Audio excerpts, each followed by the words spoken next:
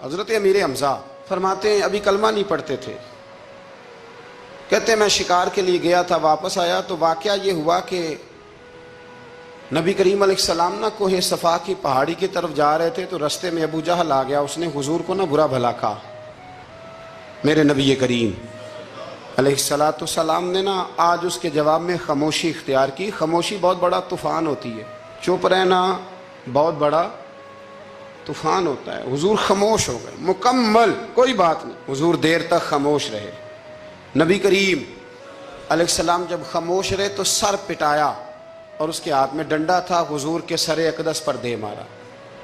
हुजूर कुछ नहीं बोले, खामोश रहे, सर पे हाथ रखा, घर तशरीफ़ ले गए। वो लौंडी देख रही थी। नबी करीम अलैहिस्सलाम तशरीफ़ लाए हज़रत खतीजा के घर।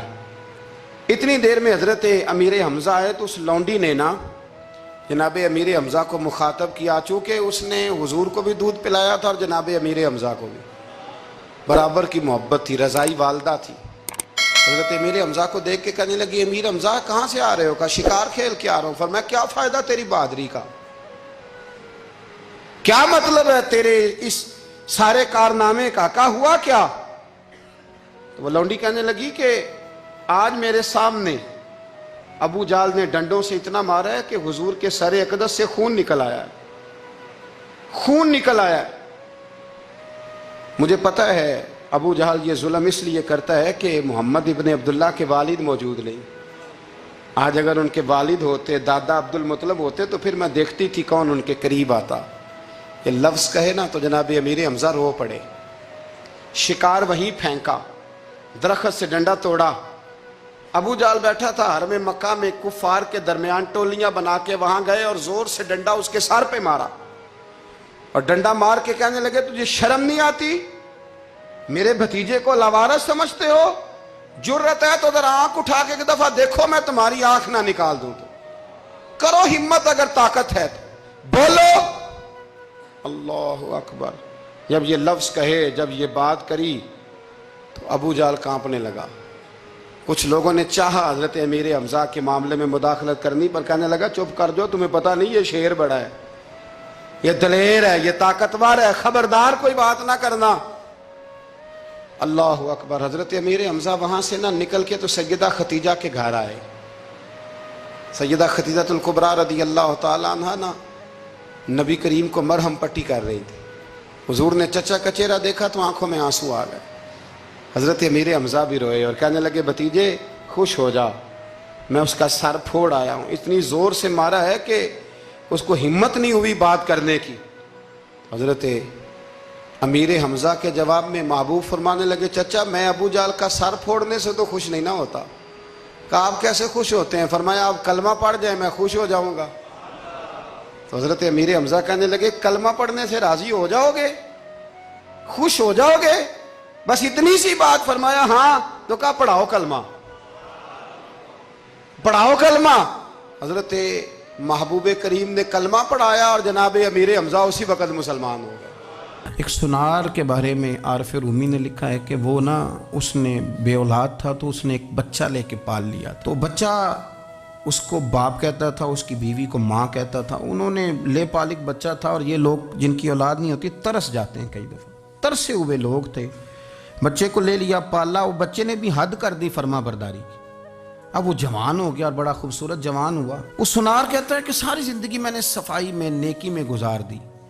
एक दिन दुकान के पे एक औरत आई तो वो कहने लगी ये चूड़ियाँ मुझे खुद से आप पहना दें।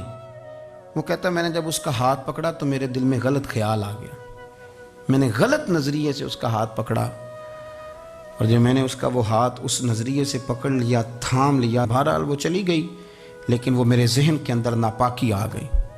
तो मैं घर गया तो मेरी बीवी बाहर खड़ी थी और रो रही थी, तड़प रही थी। मैंने उसे कहा क्या हुआ?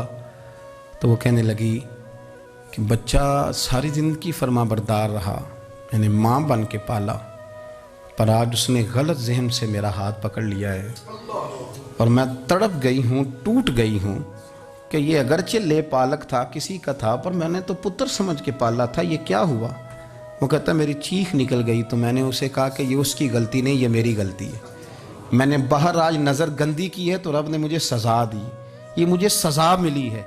तू किसी की बहन को फूल भेजना चाहता है तो अगर उसी रात तेरी बहन को फूल आ गया तो किसी की बेटी पर गंदी नज़र डालता है तो अगर ये तेरे घर में ये कर्ज चुकाना पड़ा। वो एक दोस्त है तो वो पसंद की शादी कर रहा था उसके घर में, तो उसकी बहन ने कहा है उससे, उसकी बहन ने कहा, उसने कहा भाई तू मर्जी की शादी कर रहा है, मेरा अब्बा अपनी पगड़ी तेरे पैरों में रखता है, माँ दुपट्टा रखती है कि बेटे हम तबाह हो जाएंगे ना कर, और आज अगर तेरा ये हाल है तो फिर मुझे भी इजाजत दे, मैं भी मर्जी की शादी करूँ। तो वो कांप गया बुरी तरह से। वो कहता है ये तू क्या कह रही है? उसने कहा तू तेरे लिए अगर ये जायज़ है तो मेरे लिए कैसे मना हो गया? तो ये कोई मुहज्जब कौमें नहीं जो ऐसे करती हैं, ये कोई तालीम याफ्ता होने की या गोरा चिट्टा होने की इलामत है? क्या आप किसी को फूल भेजेंगे? शर्म नहीं आती? मुहज्जब कौम और शरीफ लोग कौन होते हैं? मेरे नबी करीम अलैहिस्सलाम ने फरमाया अल हयाउ मिनल ईमान, हया तो ईमान का हिस्सा है। सरदार अहमद साहब रहमतुल्लाह अलैह के पास ना एक बूढ़ी अम्मा अपना बेटा छोड़ गई, तो हजरत साहब ने कुछ 2, 4, 5 महीने रखा, तो बाद में उसकी अम्मा को बुला के कहा कि भाई तू बेवा है, बेटा तेरा यतीम है, मैं नहीं चाहता कि इसका वक्त ज़ाया हो, ये पढ़ने वाला कोई नहीं, सारे नहीं भाई पढ़ने वाले होते, अब यहाँ उलमा बैठे हैं, मैं बेअदब भी ना हो जाऊँ, कुछ पूरे 8 साल लगा के भी आ जाते हैं, सनद भी उनके पास होती है, नाराज ना हो जाना, ये तो सब अच्छे लोग हैं, सनद होती है पर पता पुता कोई नहीं होता, ये आला हजरत ने लिखी है बात, सनद होती है, पूरी डिग्री होती है, उस पर कई लोगों के साइन भी होते। तो बहुत सारे तालिब इल्म ऐसे होते हैं जो मदारस में कहते हैं मैं फाजल फलां हूँ, लेकिन कोई शय पास, तो मौलाना सरदार अहमद साहब मुहद्दिस आज़म पाकिस्तान रहमतुल्लाह अलैह उस बूढ़ी को कहने लगे तेरा बेटा कौन देना है, पढ़ना पढ़ाना इसने कुछ भी नहीं, तो यतीम बच्चा है, कल को तो कहेगी कि मेरे बेटे ने वक्त ज़ाया किया तो वापस ले जा। बूढ़ी अम्मा रोने लग गई, कहने लगी मैं पढ़ाने तो नहीं लाई थी, मैं तो आपको रब का वली समझती हूँ, मैं तो नौकरी कराने लाई थी, नौकरी। हज़रत अनस बिन मालिक कहते हैं मेरी अम्मा भी हुजूर की बारगाह में दे गई थी, हुजूर की बारगाह में, ये नहीं कहा था कि या रसूलल्लाह पढ़ा दें, हाँ हाँ मैं जिम्मेदारी से बात कर रहा हूँ, ये नहीं कहा था हुजूर मुजाहिद बना दें, ये थोड़ी कहा था कि या रसूलल्लाह सल्लल्लाहु ताला अलैहि वसल्लम से मुफस्सिर मुहद्दिस मुहक्किक मुफ्ती बना दें। हज़रत अनस की अम्मा कह गई थी सोनिया जब तक ये रहेगा ना आपकी नौकरी करेगा, ये घर के काम काज करेगा, ड्यूटी करेगा, हुजूर ये आपकी नौकरी करेगा। तो मेरे महबूब ने फिर दुआ कर दी अल्लाह इसे बरकत अता फरमा। तुम समझता है खिदमत वाला खाली रह जाता है? जितना जायका खिदमत वाले को मिलता है, जो उसके नसीब में आता है, वो किसी का नसीब कहां भाई। हजरत अनस कहते हैं हुजूर ने दुआ कर दी, बरकत की। मुझे तो खेती बाड़ी आती भी नहीं थी, पर लोगों के बाग में साल में 1 दफा फल लगता था, मेरे बाग में 2 दफा लगता था। हुजूर ने दुआ कर दी अल्लाह इसे औलाद दे। फरमाते हैं मेरे बेटे, मेरे पोते, मेरे नवासे, मेरी बेटियां, फरमाते हैं मैं जिंदा हूं और मेरी 100 औलादे मौजूद हैं। परेशान हो गया 100 सुन के बच्चे 2 ही अच्छे, 100 औलादे मेरी मौजूद हैं। हजरत अनस बिन मौलाना सरदार अहमद साहब के पास ना छोड़ गई बच्चा, कहने लगी हजरत जी मैं को पढ़ाने के लिए थोड़ा छोड़ गई हूँ, मैं तो इसलिए छोड़ के गई हूँ कि आप मेहरबानी करें, खिदमत कराएं। तो हजरत जी कहने लगे कोई ऐसा काम ही नहीं, खिदमत वाला क्या कराऊं? कहने लगी पट्ठे पवा लिया करो जी। हूँ लड़ पेंदे ने, कहने ने बच्चे काम कर दें मदरसे का।